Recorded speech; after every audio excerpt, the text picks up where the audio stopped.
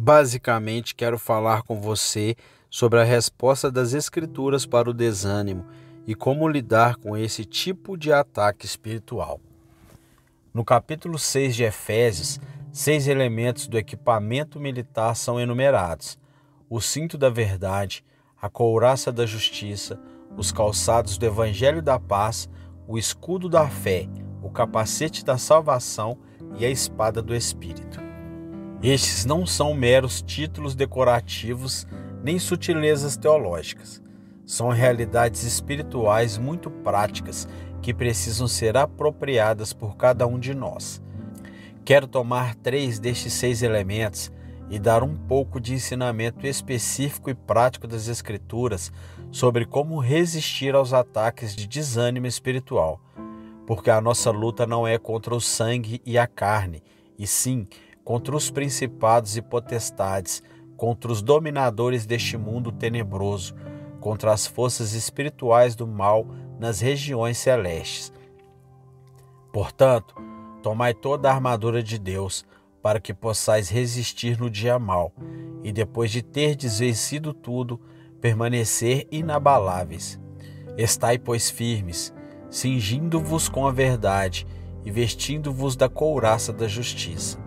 Calçai os pés com a preparação do evangelho da paz, embraçando sempre o escudo da fé, com o qual podereis apagar todos os dardos inflamados do maligno. Tomai também o capacete da salvação e a espada do Espírito, que é a palavra de Deus. Efésios capítulo 6, versículo 12 ao 17. Baseado nas minhas pesquisas e nas numerosas traduções modernas, creio que o versículo 12 poderia ser traduzido com mais precisão desta forma, porque a nossa disputa de luta livre não é contra pessoas com corpos. Isso nos dá um quadro bem vívido. Em outras palavras, não estamos lutando contra seres humanos. Seu problema não é a sogra, nem mesmo um ditador como Stanley ou Hitler. Nossa disputa de luta livre não é contra as pessoas com corpos, mas contra governadores com esferas de autoridade, contra os dominadores mundiais dessas trevas atuais, contra as forças espirituais do mal nos céus. Assim, estamos envolvidos num embate total com pessoas espirituais invisíveis dotadas de tremendo poder, altamente organizadas e que se opõem totalmente a nós e a tudo que representa Deus, os propósitos de Deus e o povo de Deus.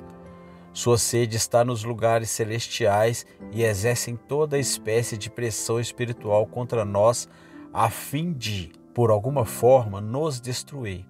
Como conclusão lógica desse fato, Paulo diz no versículo 13: você tem de vestir sua armadura, senão você será inevitavelmente uma vítima de guerra. É uma conclusão muito lógica e prática. Não recomendo que ninguém se envolva na guerra espiritual e nem na edificação do reino de Deus, se não se revestir primeiro de sua armadura, pois quando se ataca o diabo, pode crer que ele vai revidar os ataques, e ele não respeita as regras do jogo. Portanto, tomai toda a armadura de Deus, para que possais resistir no dia mau, e depois de terdes vencido tudo, permanecer inabaláveis. Efésios capítulo 6, versículo 13. Observe que Paulo toma por certo que o dia mau virá. Não creio que isso seja a grande tribulação. Creio que isso significa que cada cristão passará por seu próprio dia mau. Quando Jesus contou a parábola dos 2 homens que edificaram suas casas, uma na rocha e outra na areia, ele não disse: se o vento e a chuva vierem. Ele disse: quando o vento e a chuva vierem, cada casa é posta à mesma prova. Quando Jesus contou a parábola do semeador, ele disse: quando surgirem a aflição e a perseguição. Ele não disse se, ele tomou por certo que a perseguição viria. Todo cristão terá de passar pelo dia mau, onde enfrentará aflição e perseguição. Como Paulo disse em Atos capítulo 14, versículo 22, através de muitas tribulações nos importa entrar no reino de Deus. Não há outro caminho. Então precisamos fixar em primeiro lugar este quando nas nossas mentes. Lembre que não significa que há algo de errado quando nos encontramos nos dias maus sob tremenda pressão. Não significa que estamos fora da vontade de Deus. Pelo contrário, provavelmente é um bom sinal de que estamos no caminho certo para o reino de Deus. Todos os 6 elementos da nossa armadura, enumerados por Paulo, são necessários, mas para a finalidade desta mensagem, quero explorar de uma maneira bem prática, na maioria usando experiência pessoal, o uso da couraça, do escudo e do capacete. A couraça. Para começar, notemos uma passagem em 1 Tessalonicenses, capítulo 5, versículo 8, que forma um paralelo interessante com Efésios, capítulo 6, versículo 14. Nós, porém, que somos do dia, sejamos sóbrios, revestindo-nos da couraça de fé e amor, e tomando como capacete a esperança da salvação. Em Efésios capítulo 6, versículo 14 diz, a couraça da justiça. Mas 1 Tessalonicenses capítulo 5, versículo 8 nos mostra mais especificamente o que é essa justiça. Não é a justiça do esforço próprio ou das boas obras, mas a justiça da fé que opera pelo amor. A propósito, este tema de fé é central nestes 3 elementos da armadura e também nos órgãos vitais do corpo protegidos por ele. Que órgão vital no corpo é protegido pela couraça? O coração. A proteção do coração é o propósito da couraça da justiça da fé que opera pelo amor. Lembre-se que a fé bíblica sempre vem do coração, não da cabeça. Por exemplo, Romanos capítulo 10, versículo 10 diz, com o coração se crê para a justiça. Fé verdadeira não são meros conceitos intelectuais, nem teologia, nem doutrina. É fé do coração que opera de acordo com uma direção primária, o amor. Neste contexto, examinemos Gálatas capítulo 5, versículo 6. Porque em Cristo Jesus, nem a circuncisão, nem a incircuncisão tem valor algum, mas a fé que atua pelo amor. É uma declaração simples, porém profunda. A única coisa na vida cristã que realmente tem valor é a fé, mas não fé inativa nem fé intelectual. É a fé no coração que atua pelo amor. Podemos ficar tão sofisticados que temos resposta para todas as espécies de perguntas teológicas e ainda perder a única realidade central, a fé no coração atuando pelo amor. Se não tiver isto, você perdeu tudo. Então, a couraça que protege o coração é a fé que opera pelo amor. Uma vez removida a couraça, nosso órgão vital mais delicado, o coração, fica exposto. Uma outra coisa que devemos notar com relação à natureza da fé é que ela sempre se relaciona com o invisível, nunca com o visível. Ou, como 2 Coríntios capítulo 5, versículo 7 declara com simplicidade, andamos por fé e não pelo que vemos. Andar significa viver. Toda a nossa vida como cristãos se baseia não no que vemos, mas no que cremos. É por fé, não por visão. E estes dois estão em oposição um ao outro. Se vivermos pelo que vemos, nossa vida não será baseada pela fé. Essa questão toda foi o primeiro erro cometido pela humanidade. Quando a serpente no jardim do Éden questionou a palavra de Deus e Eva deu ouvidos a essa pergunta, ela foi derrotada.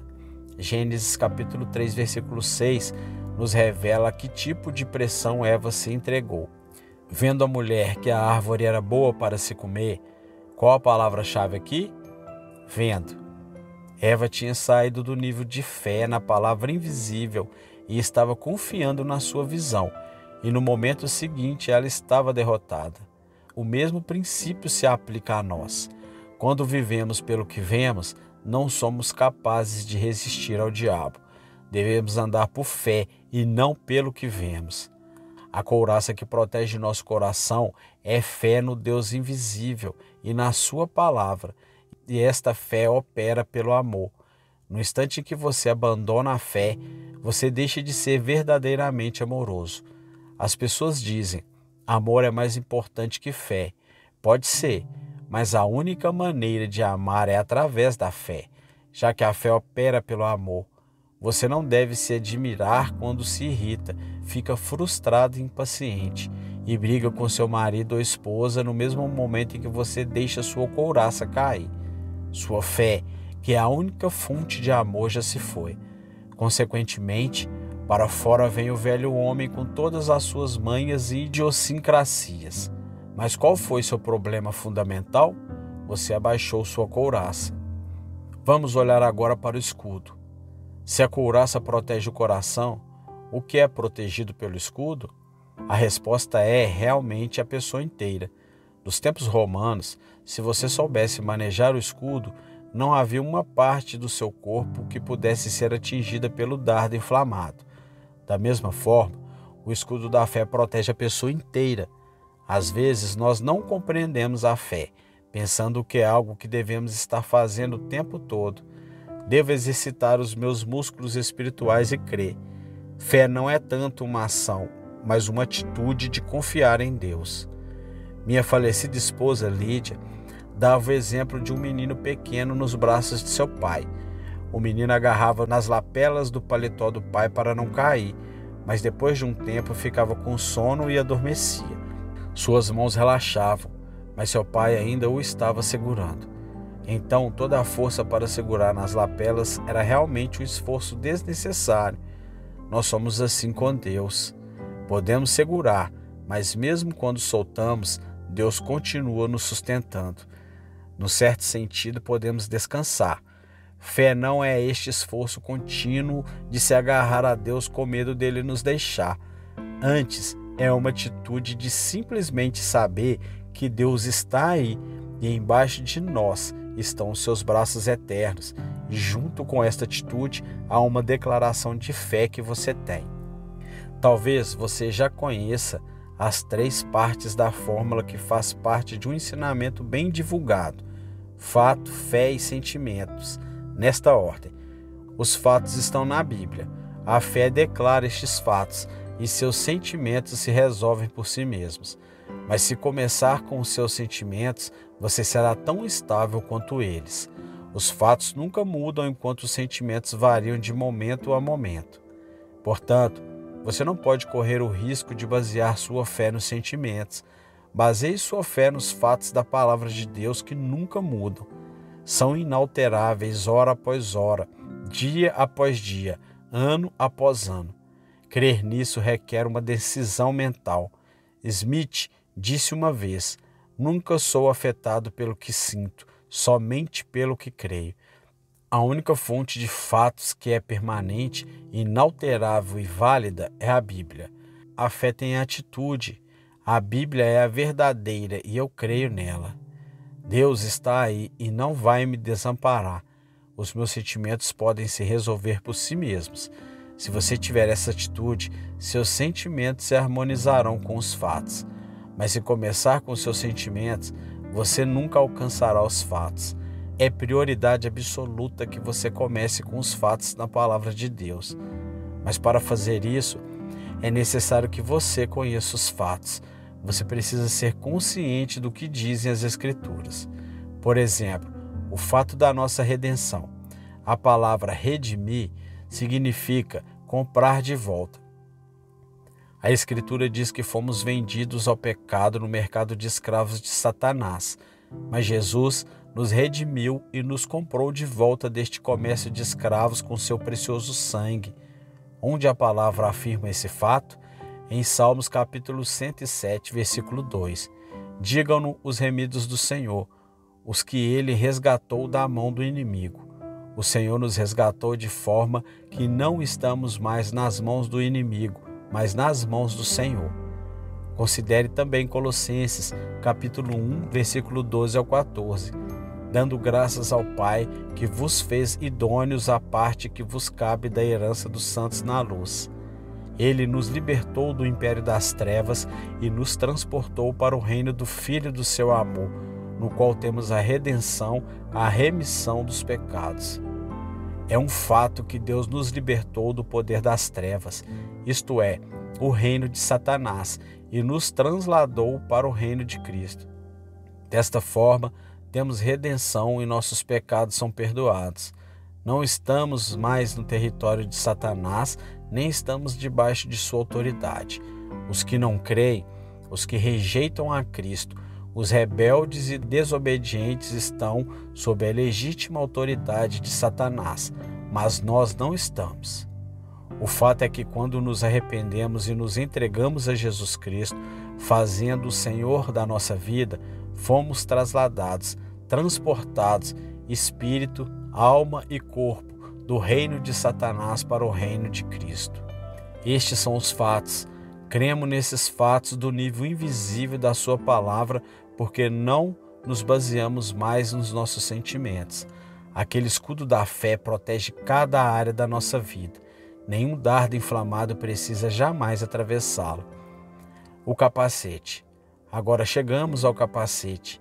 Que parte do corpo é protegida pelo capacete? A cabeça ou a mente. Há muitos anos atrás, reconheci que minha maior área de fraqueza como cristão era minha mente. Eu tinha uma mente com um grau de cultura muito elevado e minha tendência era confiar nela.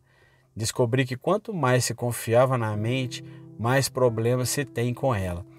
As pessoas que sabem desde o princípio que não sabem nada já começam com uma vantagem.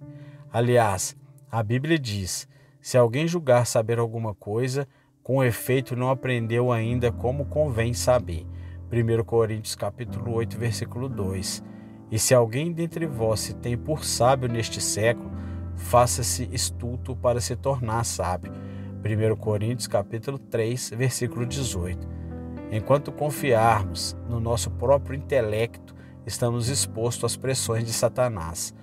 Então, sabendo que eu precisava proteger minha mente, li Efésios capítulo 6, versículo 17, onde diz: tomai o capacete da salvação. Pensei comigo mesmo, o que é o capacete da salvação? Isso significa apenas ser salvo ou há algo mais? Minha Bíblia tinha uma referência para 1 Tessalonicenses capítulo 5, versículo 8. E como isso me ajudou? Nós, porém, que somos do dia, sejamos sóbrios, revestindo-nos da couraça de fé e amor, e tomando como capacete a esperança da salvação. Quando eu li aquela palavra esperança, reconheci de repente, isto é o meu capacete, é a esperança. Lembrei-me de 1 Coríntios capítulo 13, versículo 13, onde Paulo disse: agora, pois, permaneçam a fé, a esperança e o amor. E pensei comigo mesmo, já ouvi muitos sermões sobre a fé e muitos sermões sobre o amor, mas não me recordo de ter ouvido um sermão sobre a esperança. Então o Espírito Santo pregou para mim o primeiro sermão que eu tinha ouvido sobre a esperança. Deixe-me dar esta definição para você. Esperança. Na Bíblia, não são pensamentos otimistas, não são devaneios nem capricho da imaginação. Esperança, na Bíblia, significa uma constante, serena e confiante expectativa do bem. Esperança não é uma fantasia porque tem um fundamento. Que fundamento é este? É a fé. Vamos olhar em Hebreus capítulo 11, versículo 1. Ora, a fé é o firme fundamento de coisas que se esperam. Antes de ter esperança, você precisa ter fé. Fé é a substância, a base, a realidade fundamental sobre a qual se edificam as esperanças. Há duas espécies de esperança. Uma não se baseia na fé e não é válida. Provavelmente será desapontada. A outra espécie de esperança, a esperança cristã, é baseada na fé. Esta esperança tem garantia. Precisamos perguntar a nós mesmos: minhas esperanças são baseadas na fé ou são meras fantasias e caprichos da imaginação? Deixe-me dar uma das bases bíblicas para a esperança. Sabemos que todas as coisas cooperam para o bem daqueles que amam a Deus, daqueles que são chamados segundo o seu propósito. Romanos capítulo 8, versículo 28. Não vamos aplicar erroneamente esta escritura, porque ela não se aplica a todas as pessoas. Há condições que precisam ser cumpridas. Você ama a Deus? Está procurando cumprir o seu propósito na sua vida? Se a resposta for sim, você saberá que todas as coisas cooperam para o bem. Agora, se você sabe que todas as coisas cooperam para o bem, não pode haver outra reação lógica, senão a esperança. Qualquer outra reação é ilógica. Dizem que todo mundo nasce otimista ou pessimista. Não há nenhuma dúvida na minha mente que eu nasci pessimista. Além disso, na minha família fui treinado para ser pessimista. Na minha família, se você não estivesse preocupado, você deveria preocupar sobre o fato de não estar preocupado. Bem, Deus mostrou-me que pessimista era negar a minha fé. Eu não poderia, logicamente, crer na Bíblia e ser um pessimista. Deus mostrou-me que eu tinha de mudar e redisciplinar a minha mente. Deus disse: não focalize sua atenção no lado negativo das coisas. Não procure sempre um motivo para se preocupar. Focalize o lado positivo. Procure uma razão para crer. Isso não aconteceu da noite para o dia. Levou-me vários anos para reeducar minha mente, mas aqueles que me conhecem bem reconheceriam que ela foi mudada.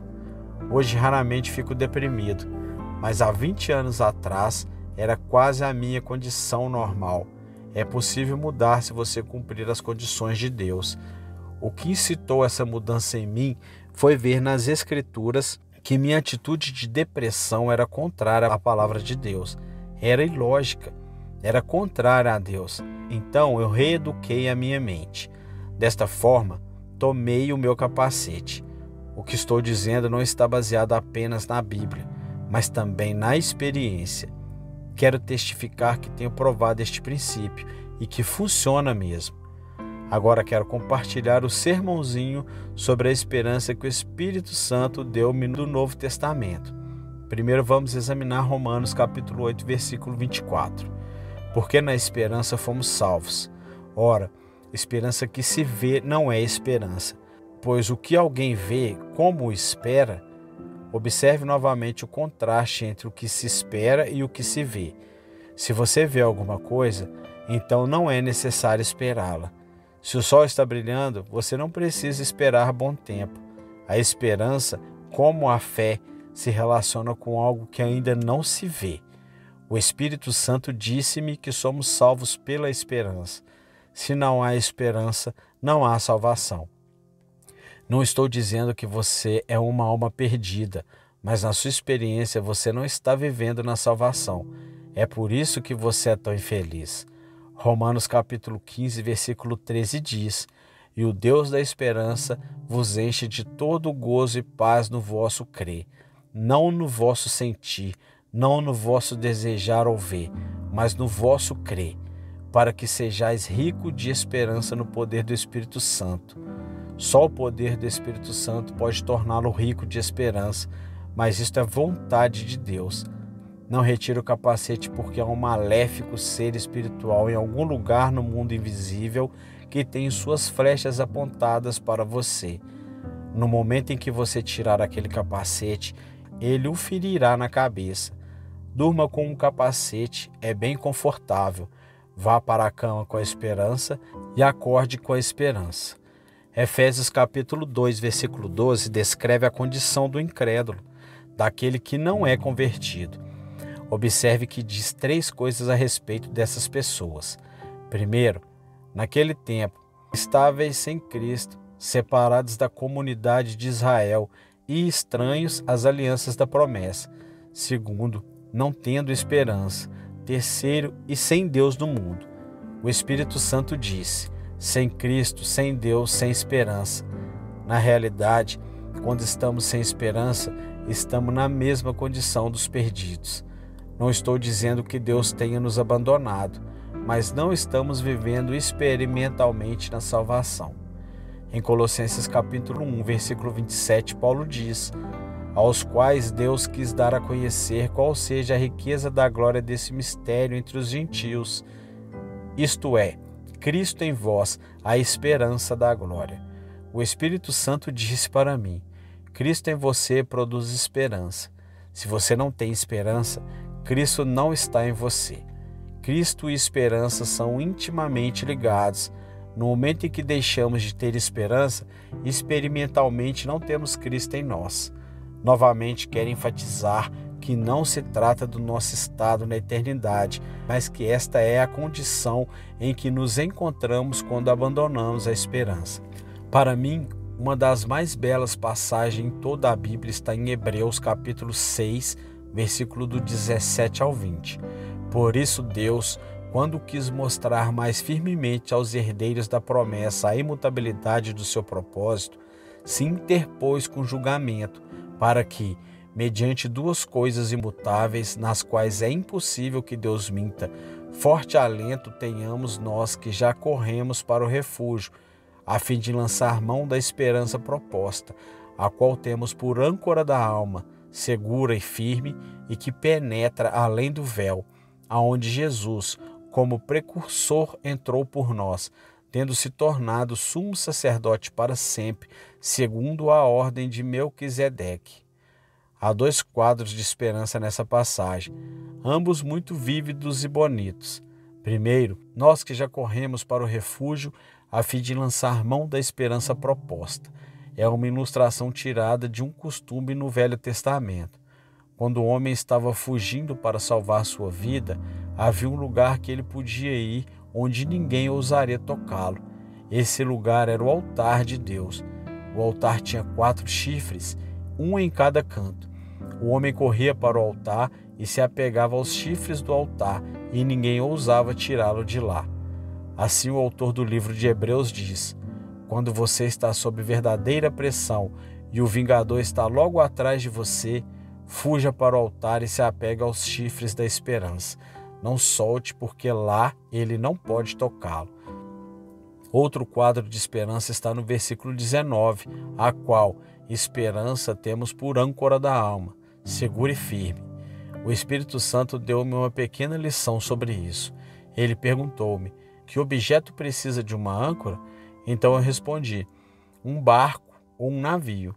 Perguntou depois: por que eles precisam de uma âncora? Pensei um pouco e respondi: porque um barco ou um navio é designado para flutuar na água, e a água é um elemento totalmente instável.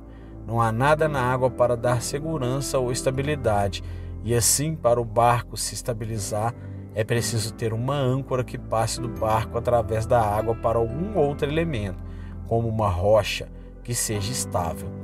Uma vez presa a âncora no elemento estável, o barco está estabilizado. Então reconheci que eu e você neste mundo somos semelhantes àquele barco. Vivemos num elemento que é totalmente instável. Quando vejo uma propaganda de um sistema de seguro que promete segurança total, tenho que rir sozinho. Embora os seguros possam ser uma bênção, de maneira alguma pode dar segurança total. Nem dinheiro, nem imóveis, nem qualquer outra coisa que você possa encontrar são capazes de nos dar estabilidade. Somos exatamente como um barco na água. Se quisermos estabilidade, devemos ter uma âncora que saia do tempo e entre na eternidade. Quando nossa âncora está firmada na presença eterna do Deus Todo-Poderoso, estamos seguros. O que é esta âncora? Esperança. Há algo além dos limites do tempo, algo na eternidade de Deus que Deus tem reservado para nós, que não pode ser alterado, não pode enferrujar, não pode se corromper, não pode ser manchado. Colossenses capítulo 1, versículo 5, 1 Pedro capítulo 1, versículo 4. Agora eu creio que devemos viver neste mundo, mas se este mundo fosse tudo o que existe, seria muito pobre. Paulo disse: se a nossa esperança em Cristo se limita apenas a esta vida, somos os mais infelizes de todos os homens. 1 Colossenses capítulo 15, versículo 19. Graças a Deus que além dessa cena do tempo, há uma esperança eterna para cada crente. Aquele de nós que tem mais de 60 anos podem dizer: amém, a isto com verdadeiro prazer. A realidade da eternidade pode parecer muito distante para alguns de vocês, mas ela vem mais rápido do que você imagina. Mas graças a Deus, indiferentemente de quando ela chega, há uma eterna esperança reservada para cada crente em Jesus Cristo. Cristo em vós, a esperança da glória. E quando você tem esta âncora, não há nada no tempo que o possa abalar, desequilibrar ou derrubar. Você está estabilizado porque sua âncora de esperança está firme nele.